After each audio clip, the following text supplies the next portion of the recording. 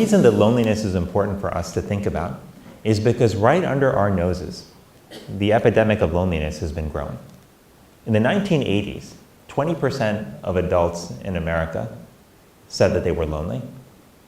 That number today stands at 40%, despite the fact that we live in the most technologically connected age in the history of civilization. And how could that be?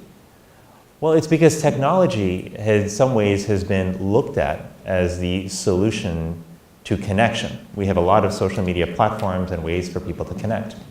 And it's not just social media, but think about the fact that you can call anyone, you can text people, you can message them through other apps. You can connect in a variety of ways.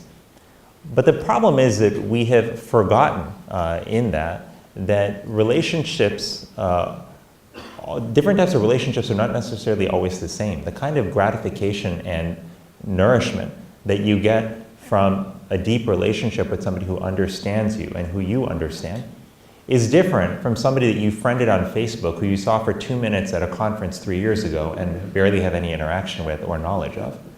Right? Those are not equivalent relationships in terms of the nourishment that it gives you. That's not to say you shouldn't friend somebody on Facebook who you met at a conference for 2 minutes. Don't get me wrong. Feel free to do that. But my point is we should be mindful of the kind of relationships that we have in our life and whether they nourish us or not. And this is where we have to be careful with when it comes to social media. What some of the research increasingly is showing is that when we use online tools to facilitate offline connection, then technology can be very powerful in strengthening social connection and nourishing us.